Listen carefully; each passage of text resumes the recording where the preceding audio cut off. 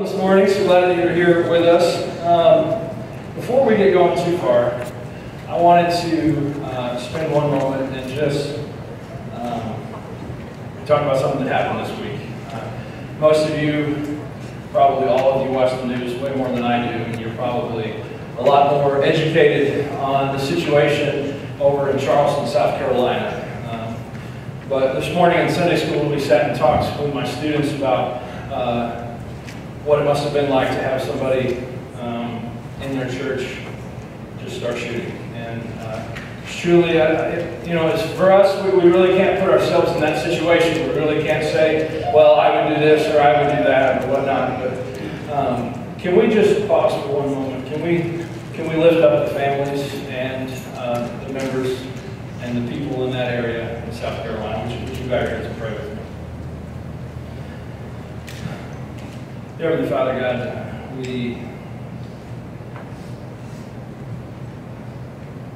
there's no words to say. God, only you in our times of utmost need, only you are the one that can provide. Only you are the one that we can lean on for understanding. Only you are the one that we can lean on for peace. And Father, we thank you for your presence in South Carolina. We thank you that you are now in this very moment with those families, with those people, with that church. And you're also with the young man that committed this atrocity. Father, I'm thankful for the example that was set by the families in the trial where they said that we are in absolute terrible pain right now, but more than that, we forgive you.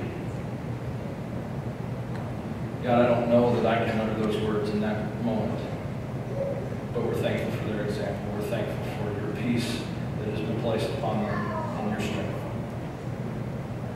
Father, we thank you for our brothers and sisters that are over there right now. Father, we lift them up to you.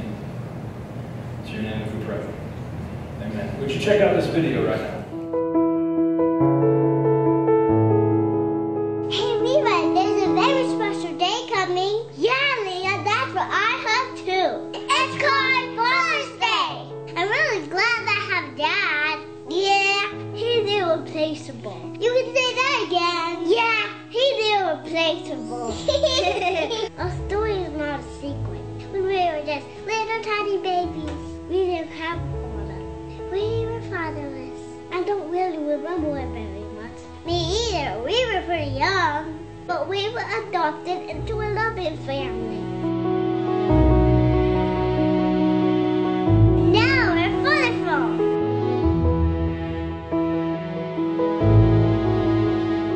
My dad really loves me. Our Fatherless list is in the past. My dad is not a pretend dad, or a partial dad, or anything less than my really dad. And I'm his really daughter, and I'm his really son. It's a pretty good deal, actually. There are a lot of people in this world who don't have a father, or who have a bad maybe that's your story. Or maybe you can't even imagine being loved by a good father. But on this Father's Day, no matter your situation, we got some really great news. There's a Heavenly Father, and He's a really, really good daddy. And when you choose Him, God adopts you into His family. And He becomes not a pretend dad, or a partial dad, or anything less than your really dad.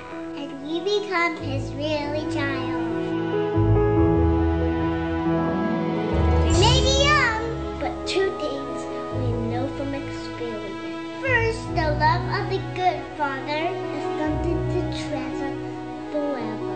Second, God is a good Father.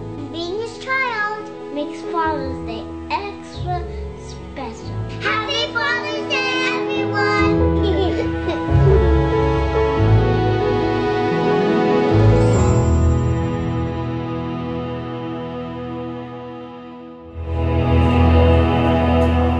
Aren't they cute? You can bring the lights back up now, Jacqueline. Thank you.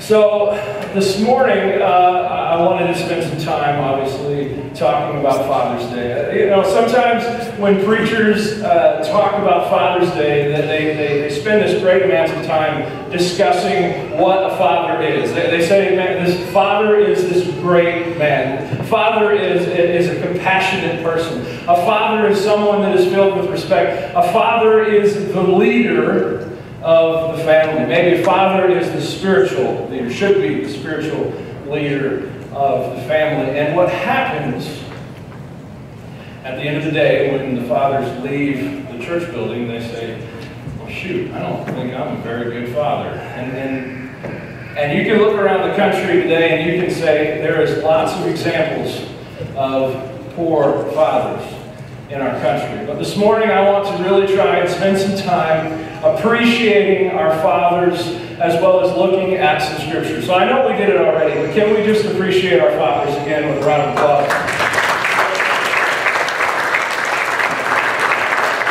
We appreciate all that you do for us. I know growing up I had a really great father, and he had to, over a period of 18, 19 years, put up with me. So that's worthy of appreciation. But I'm sorry now you guys have to put up with me. So don't get to spend Father's Day with my dad, but I did get to see him a couple weeks ago when we were in Iowa. So that was good. But today, when I heard when Mark talked to me about preaching Father's Day, I said, well, my first thought was, well, how am I going to be able to preach about Father's Day? How am I going to be able to talk about what a good father is? Because unlike what Ty and Will Boswell are constantly badgering me, I have no desire currently. God has not given me the desire to have a little Mike or a little Emma running around in our house. I do not have that desire, even though they're constantly badgering us as to when we're going to have children. I spend enough time with students on a regular basis, and I know that it's a great thing that at the end of the night that they go home and they don't stay with me. and so I don't, when you have a kid, they just don't ever seem to leave. So, at least not for 19 or 20 years. So, not there yet.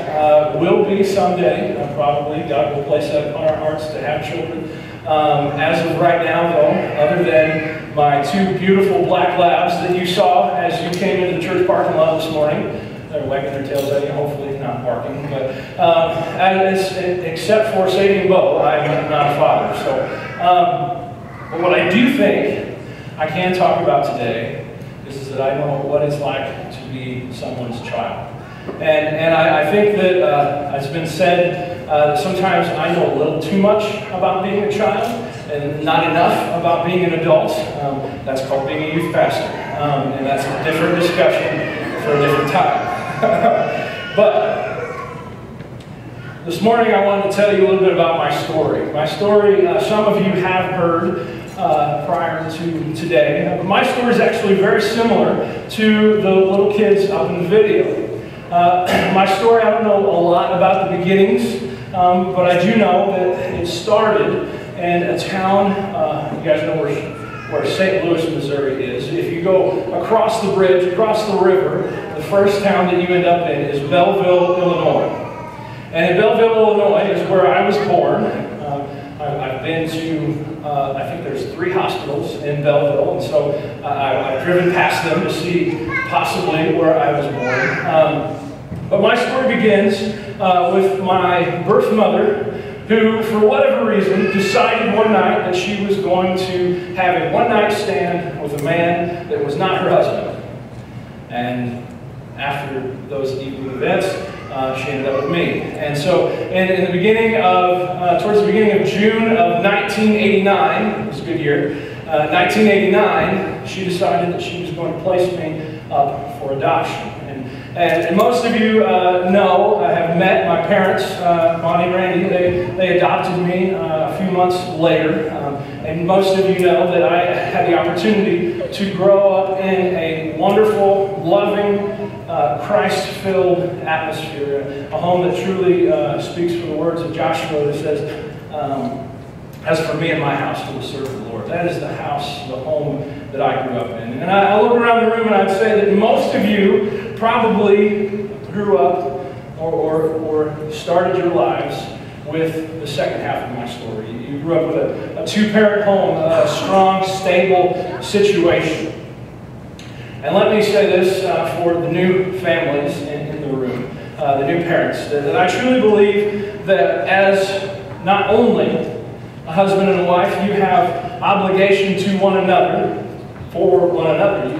You desire to be with each other, you desire to be committed to each other, for each other, for the sake of your marriage. But I truly believe that it is important as a new family, those of you that have brought in new lives to our church this past few months, that I truly believe God has ordained it. And not only do you stay together as a couple, for a couple, you stay together and provide a strong atmosphere for your children as well. So let me encourage you. I'm not a father, I know that. But I truly believe that when God originated marriage in the beginning of Genesis, not only did He give Adam a wife, Eve, someone to spend the rest of his life with, He also gave him somebody that would be a mother to his children and provide a strong, stable atmosphere. So let me encourage you in that this morning.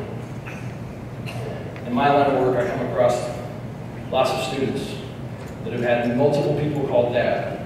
And in most cases, those people have let them down. So let me encourage you to have a strong household. When we look at the life of Jesus, Jesus was raised by a man that we know, his name was Joseph. We're all familiar with this story of Joseph. And Joseph, what we read in the Gospels, Matthew and Luke, was placed into this very unique situation. Joseph was pledged to be married to his wife. And suddenly, one day, Mary came up to him and had a conversation that ended up things not normal nor traditional. Now, men in the room, can we just have a moment of honesty? And I can include myself in this discussion. If our wives came to us and said, honey, I know I've been really quiet lately. Okay. I know that I've been really emotional lately. Okay, normal day, what are you trying to tell me? It's okay, you can laugh. It's okay. But then she follows it by saying, honey, I'm pregnant. And then, as a man, we think in our minds, oh, wait a second. That's not supposed to happen. That hasn't happened yet. What's going on here? That's not the case the way it should be. And Joseph was in this situation. His wife-to-be shows up pregnant. And Scripture tells us that Joseph was quietly, very nice, and very gentlemanlike, going to divorce the woman because somehow, some way, she has ended up pregnant prior to them being together. Now, I don't know that I could have responded the same ways that Joseph did in this situation of infidelity. But he did, after all, have an angel come to him and say, Joseph, it's okay. Mary is honoring your marriage that's coming up. Like, she has not cheated on you. She has not done anything wrong.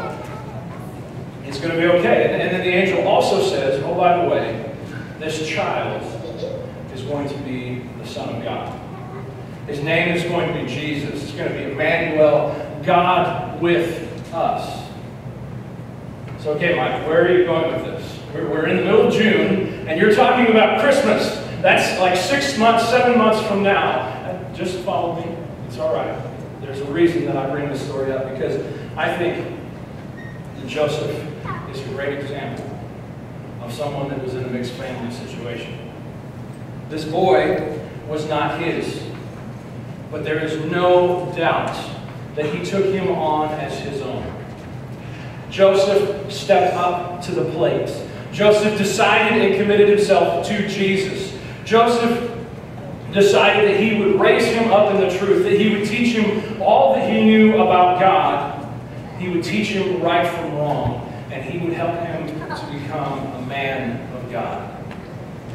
And he would also teach him to be a carpenter the first 30 years of his life. I talked earlier about how him and I do not have the desire right now to have children of our own. But let me tell you, that it excites me to think about someday having the opportunity to teach a little boy and a little girl about God. To teach them all that I know of God. To teach them what is right, what is wrong. To teach them what it means to be a man or a woman of God. That excites me. And I look forward to that someday. Not for a while. Something. There's not much else that we know about Joseph. Joseph, we hear about him a lot in the beginning, but as Jesus grows older, he kind of drops off the face of the earth. And church history tells us that at some point between the time when Jesus went to the temple, you remember this story where Jesus went to the temple, was teaching the teachers of the law there. Sometime between that moment and when Jesus began his ministry, Joseph died. But we don't know what happened. Most likely he either died of natural causes or of sickness. But we do know the fact that Jesus began his ministry without Joseph. We know that Jesus was without a father figure. And this is a reality of life that many of us know and understand. That the older we get, more and more of our loved ones pass away and move on. One that I think about rather often is Dale. Dale, all of you remember Dale. He went to be with the Lord a year ago. And I can remember on multiple occasions that I was up sitting at his house talking to him, solving the world's problems. And this one particular day, he looks at me and he says, you know how Dale talks, he just says what he thinks. Dale says, does your wife ever shut up? You see, if you remember, Glenda, my wife was distracting you from making his sandwich. And he was worried that he was never going to be able to eat his lunch because my wife was so distracting. Glenda. Dale was a very special man. I miss him a lot. One of the things that I remember the most about Dale and respect the most about Dale was how great of a father he was. It's unfortunate Terry, Derek, and Adam and Cassie aren't here. Derek's brother Doug was going to be baptized today, so they had other obligations, and that was exciting. Excuse me. Dale was a great man, and he was a great father. He taught all of his kids and all of his grandkids to love the Lord and to serve the Lord. I didn't think I was going to get emotional about that. Jesus starts off his ministry without his father. He doesn't have Joseph there at his side. I can imagine that he wanted Joseph to be present, for him to support him along the way, but he was not there, and that was not going to change. If you would please open your Bibles to Matthew, the 3rd chapter, and as you're turning there, let me set the stage for you. We read about John the Baptist, who is out in the wilderness. And John is out baptizing people in the water. People are coming from long distances to be baptized for the forgiveness of sin, things like that. And the whole time as John was baptizing these people, he kept saying, now I'm baptizing you once with water. But there's somebody that's coming that's going to baptize with fire. And that baptism will last you forever. You will forever be clean in the sight of God because of the baptism that is coming. You see, John's purpose was that he was here to pave the way for Jesus. He was there to show us what Jesus had come, what Jesus was going to do. Matthew chapter 3, verse 13, it says that Jesus came from Galilee to the Jordan to be baptized by John. But John tried to deter him, saying, no, I need to be baptized by you, but you come to me. Jesus replied, let it be so now, and it is proper for us to do this to fulfill all righteousness. And then John consented. And then no, you didn't beat me to it. Next slide. It's not working. Technology. There we go. As soon as Jesus was baptized, he went up out of the water, and at the moment heaven was open, and he saw the Spirit of God descending on him and lighting on him like a dove. And a voice from heaven said, this is my Son, with whom I love. With him I am well pleased. Once again, this is a story that most all of you have already heard, but let me tell you of its significance. Last week, 2 weeks ago now, 5 of my students and I and Debbie went up to, as we've now come to refer to it as, the motherland, the state of Iowa. This is where I was born. We got to stay with my parents, and we went and led worship at our home church, or my home church back there in Ankeny. And we went on to spend the week out at Central Iowa Bible Camp and led worship out there. We had a wonderful time. A lot of the students were very sad as we were packing up coming home. A lot of them are already talking about we'd like to go back again next year. It was a great opportunity for us.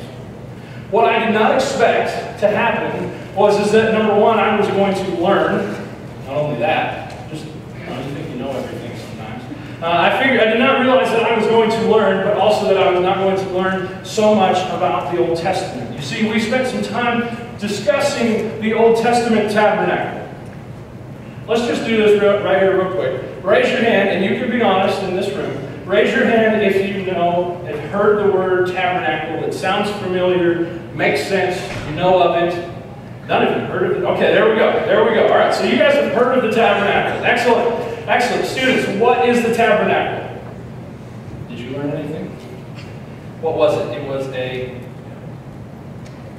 Okay, it was a tent, actually, was the word I was looking for. We'll have to review some of that in a little bit.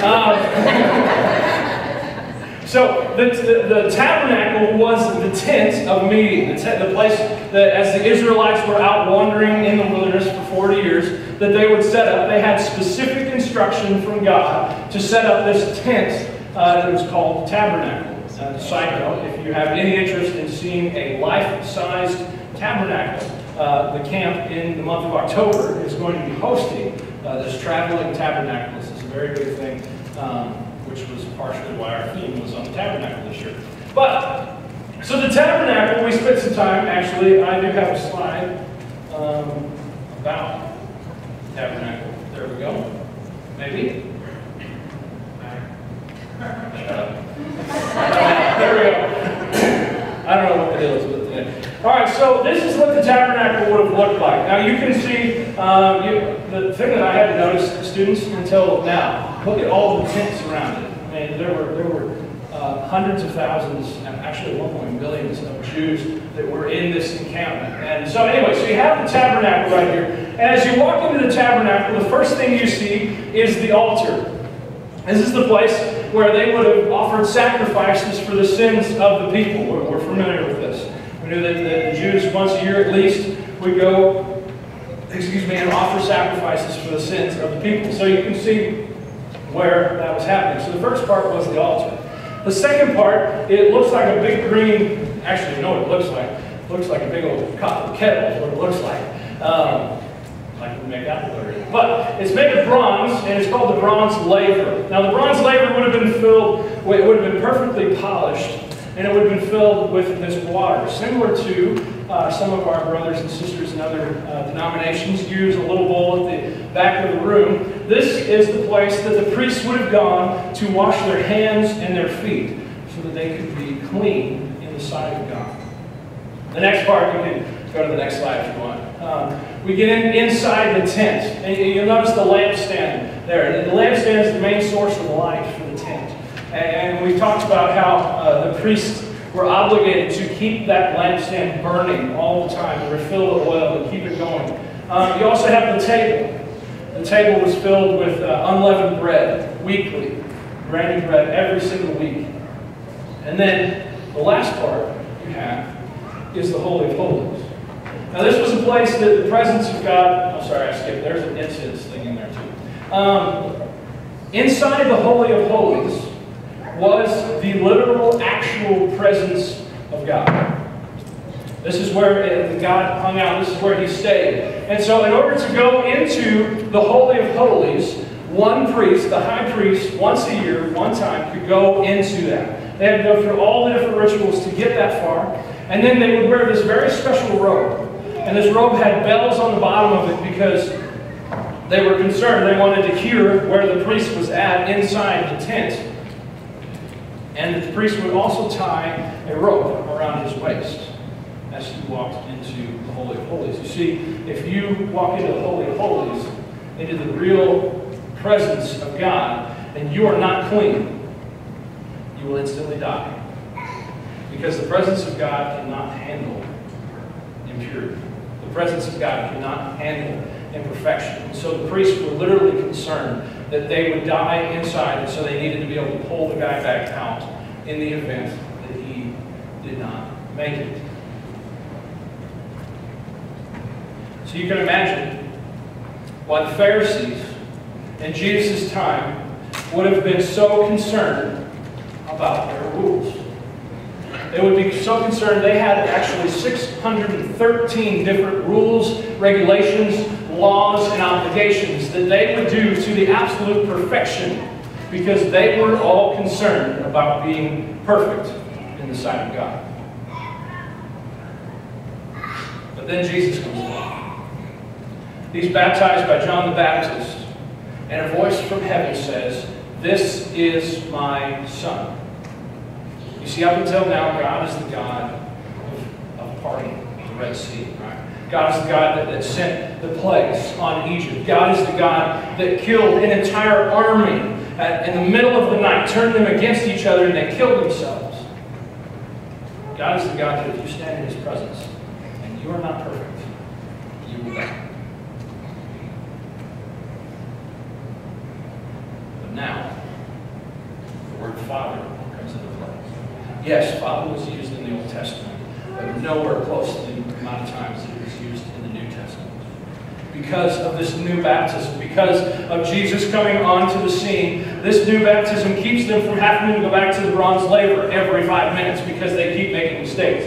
No, because of Jesus, because of this baptism into the fire, now you are clean. You are now allowed to be in the presence of God. And throughout Jesus' ministry, the name of God changes. You see, the Jews would not speak the word Yahweh. We use this word regularly now. The Jews would not have said that because they did not feel worthy. They did not feel clean. They did not feel perfect enough to use the word Yahweh. But we now freely use the word Father. You might remember one of Jesus' teaching. The disciples asked, "How should we pray?" And Jesus says, "Our Father, who is in heaven." We saw in the video, I just connected this just a little while ago. And in 1 John chapter 3, verse 1, it says, "See how great the love, what great love the Father has lavished on us, that we should be called the children of God." You see, we now share in that.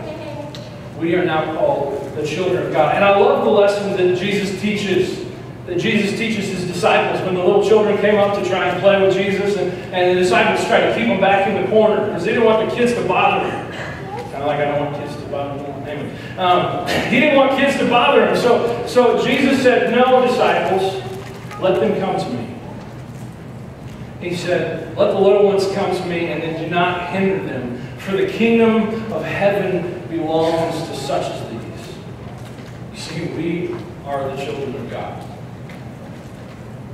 We don't have to worry about all these rules, regulations, all these specific little details. No, because of Jesus, because of His baptism, because of everything that He has done, we are children of God. He is our Father. And let me say this. I'm sure there's at least one in the room that has had a father pass away, or has had a father let you down. Let me tell you this straightforward. You have a heavenly Father that truly loves you, wants to be with you, wants to grow with you, wants to walk with you every single day. You are loved and you are cherished. It's by a God that is not far away. It's by a God that's not in some off distant land. It's not by a God who's in some idol, some dead object. No, our God is alive. He is a Father in heaven that truly cherishes His children. So this Father's Day, if you have a father, give him a big hug. Wrap him up tight. Make sure on the way out, we're going to have, we did a little straw polling on the internet and asked what fathers truly desire. And we came up with beef jerky. So, fathers, on your way out, we have beef jerky for you. Thought it'd be a crowd pleaser.